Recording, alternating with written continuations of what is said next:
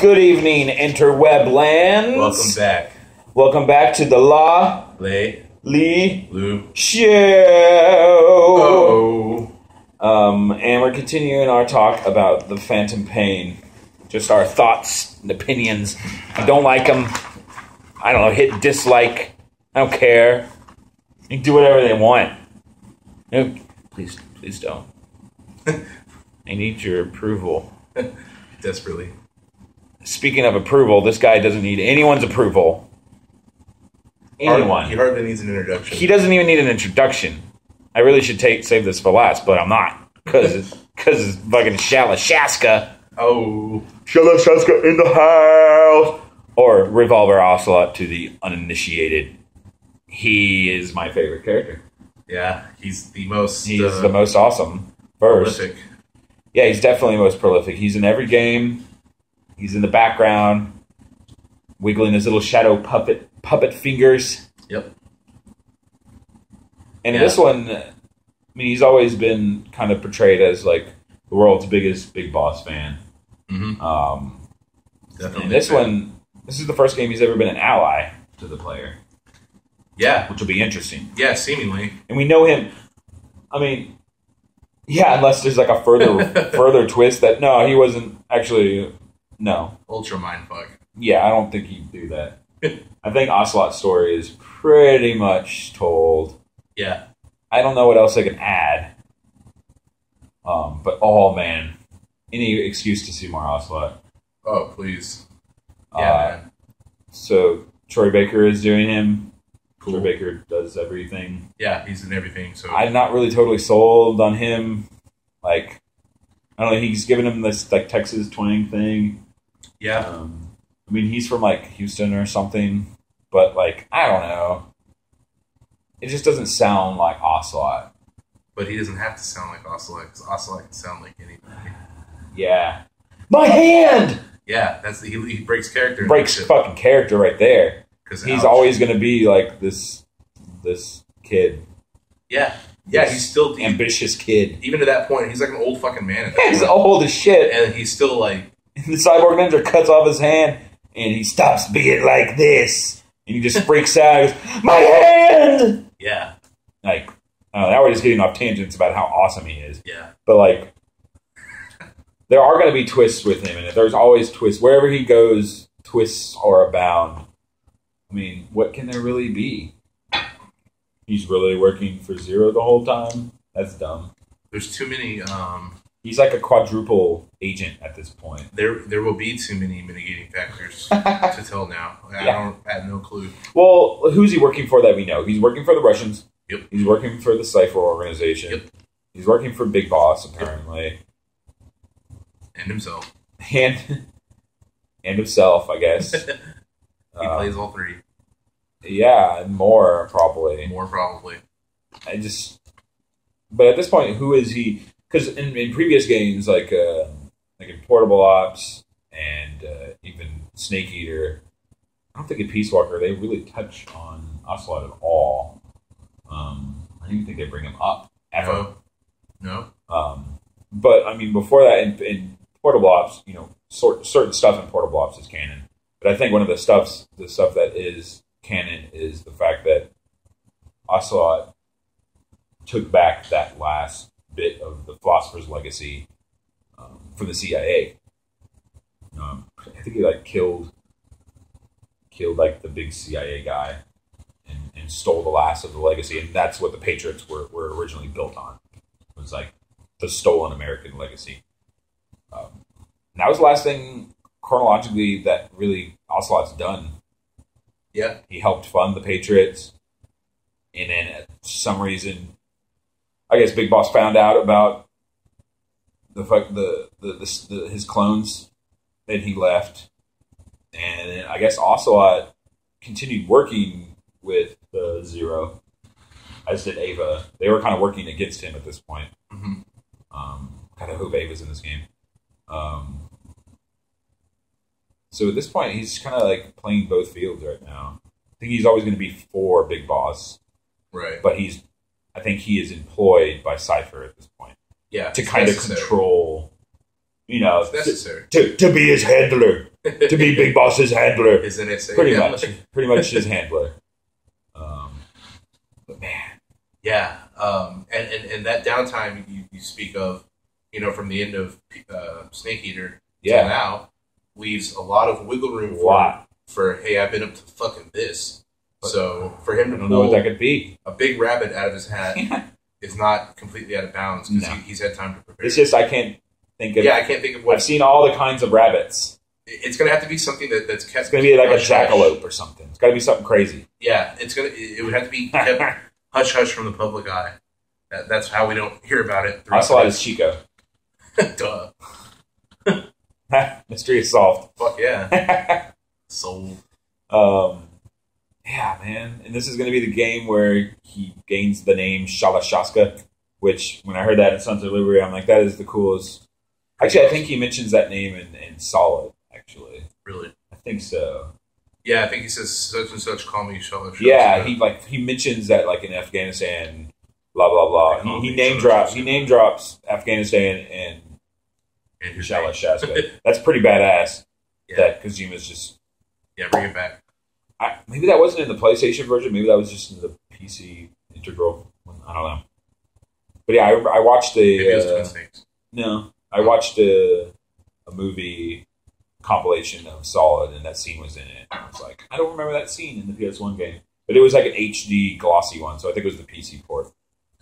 So maybe there's an extra line in the PC port that I didn't know about. This is how deep we go. This is how deep we go, man. Sorry, we dig deep. Crypto coins, bitch. Yeah, I'm really excited. Really excited about it. Absolutely. And on the note of like Troy Baker, I just gotta say I'm pretty down for it, just because. Yeah, what do you think about the Troy Baker choice? I think although that is he's from Houston, and of course you he's look at most Texas twang. Oh yeah, usually that's the case. Yeah. So it's to be expected. One and two. If you look at Ocelot, he looks a little more gunslingerish. He does than before. Yeah, well, definitely. It's like he had the hint of it in 3. Yeah, most but definitely. It looks like that grew. So yeah, he's getting infatuated with Western movies. Fucking awesome, dude. Yeah, he's a big old nerd. Like he's a Western otaku. Yeah. Fucking Snake Eater. He ate that shit up. He really his build. I mean, not his like face or anything. He's got a John Wayne swag to him. Like, yeah, I don't know. It's gonna be an interesting game. I cannot wait to play. Because they're like characters in an opera. Yeah, it's pretty cool. Yeah, and you just don't know what these characters are. It's not the characters, because the characters aren't really that original in terms of like how they act. They're like characterized versions of normal archetypes, but their situations are so melodramatic and absurd and deep at times. Perfect for Metal Gear. But it's just so good. So good. If you don't like these games, why are you watching this? Yeah, what are you doing here? What are you doing here? We don't have to explain to you why these games are awesome. No, not at all. Speaking of old guys, like Ocelot eventually becomes, Kotaker. I mean, not much has been even talked about this guy. It's leaning towards Native American, obviously. Yeah, just because of the name. I can think ties to World War II. He looks blind. Because he looks old. They used Kotakers in World War II to break language ciphers. Yeah. So, I mean, that's a huge... I mean, come on. Language, the theme of voice, cipher. I mean, there's... You just have to look at the definition of something and you can find connection. So I don't know what... in that latest trailer, you do get to hear him talk. He talks about... Well, I mean, all the voices in that trailer kind of talk about what language is and how it's really the ultimate power. And Kotaker, I don't know what his place is. It looks, they show that scene where like Big Boss is like sitting in front of him and I'm like holding like a pipe or something. Yeah. So I don't know what is going to happen. Yeah. It looks cool. Reminds me of La Bamba. La Bamba? Yeah. Reminds me of the X-Files episode. Pretty great. Yeah. Season 2, season finale. Yeah. There's really nothing to really go on with that guy. The only thing I can go on is he was probably in World War II, so maybe he knew the boss. Yeah. I mean, there's a connection right there. And then there's something with, ciphers and the theme of language and voice. Yeah. There's not a lot to really know about that guy. As well, we don't know a lot about this character, but, I mean, it's Eli. Yeah. Who does Eli remind you of? Is he blonde? He has a snake on his lap. What is on the back of his jacket? Something about game over, or he has a conch shell. It's probably liquid. Yeah, it has to be. If it's not liquid, then we've all been duped, and cheaply too. And cheaply, that just wouldn't be a good ploy. It wouldn't be a good ploy. They were like, nah. It has to at least be like an extension of his character in some way. I mean, it may not be him specifically. Yeah, but why not?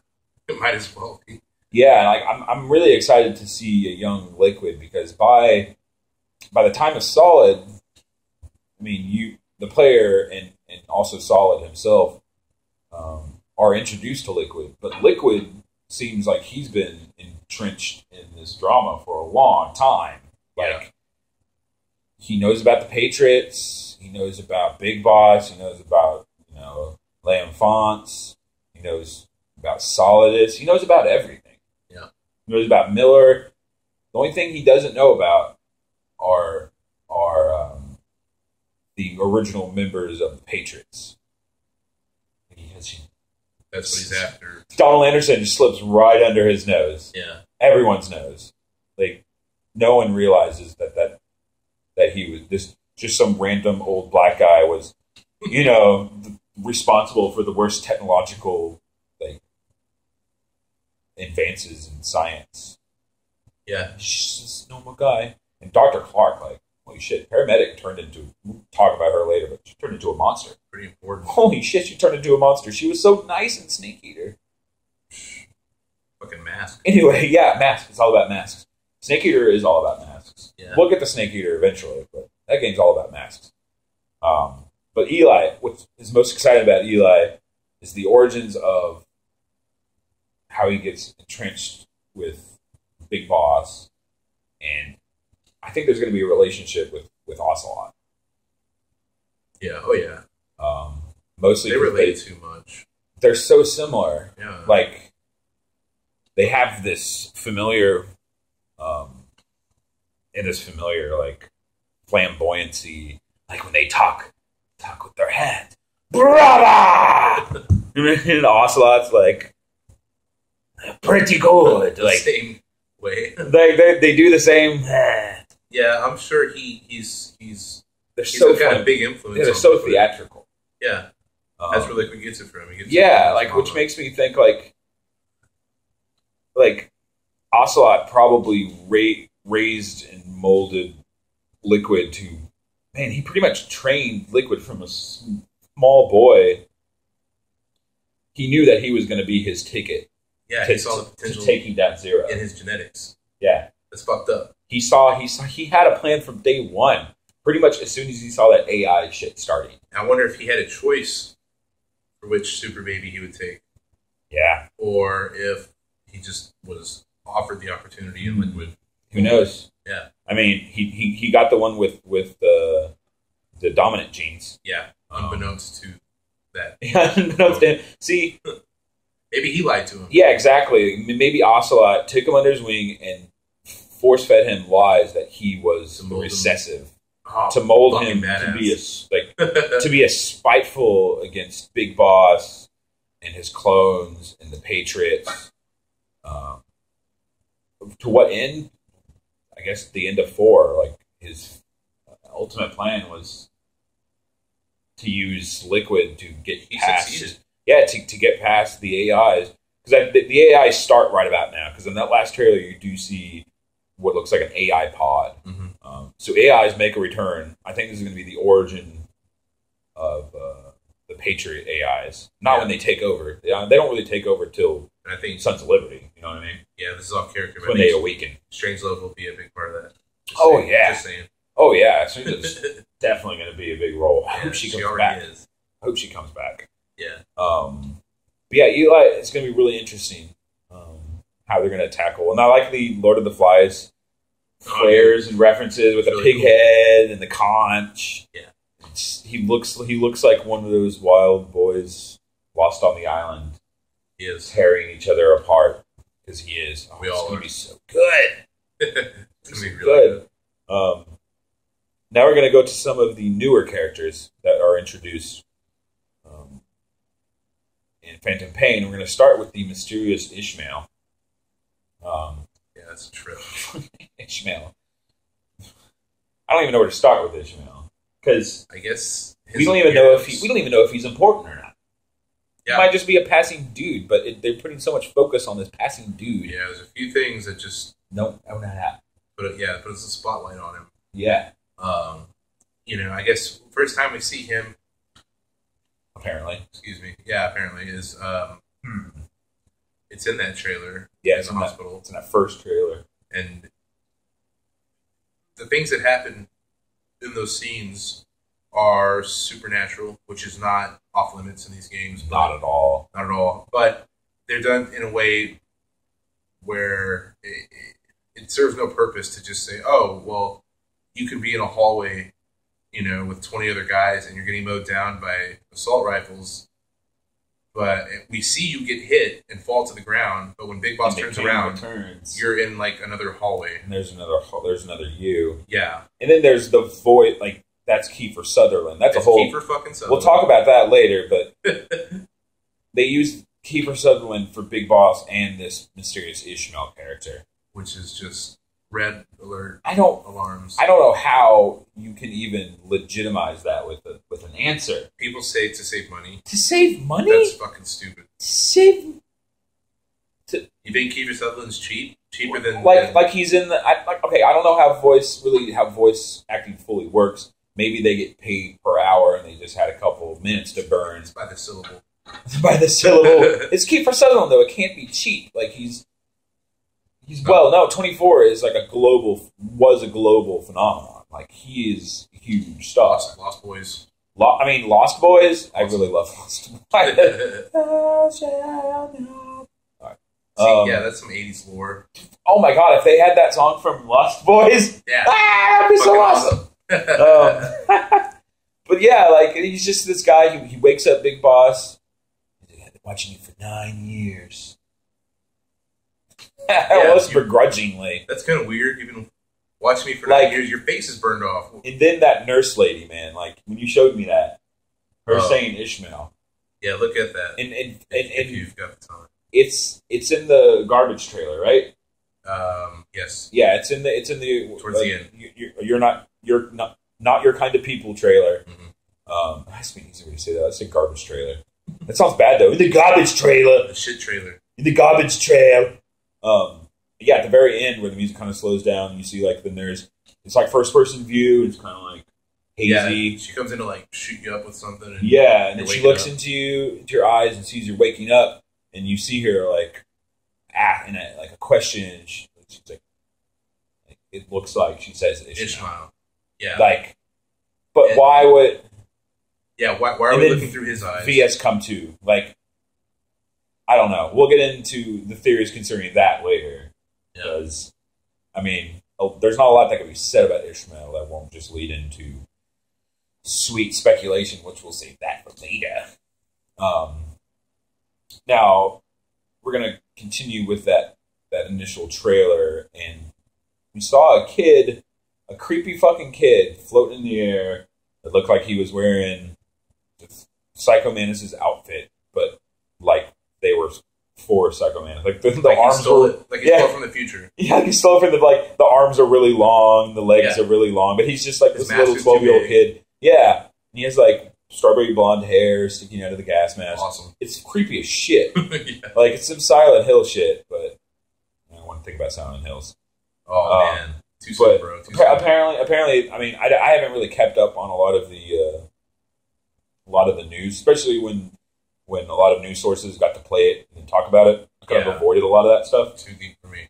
Yeah, I didn't want to know any like narrative or plot stuff, but I did know that kid does have a name, and I'll probably butcher this. Tretij Rebanok. I don't know. He's not lying. I'm not Russian or Ukrainian or whatever the fuck. But I mean, he has a name. I'm pretty sure that's Psycho Manus. Yeah. Like, I'm pretty sure. There's a lot of those in this fucking game. I'm pretty sure. A lot of pretty sure. There's a lot of. I'm pretty sure. That's this because you don't know what's real or not. In that very first trailer, it's a masquerade ball, yo. You remember that very first trailer, when it was just Phantom Pain? Yeah. That whole like tagline is this real? That's is this happening? Is this in my People, head? Where's the mask? What is this in my head? Like, I don't know what's real. I don't know if this character's actually. Who am I? Yeah. But yeah, I mean, we've seen in some of the controllers, or in some of the trailers, Big Boss doing some questionable things. And it looks like there's some people that might be like somehow mind controlled. I'm pretty sure it's going to be this young Psycho Manus kid who's being used by Cypher to, I don't know, do fucked up things. I don't know.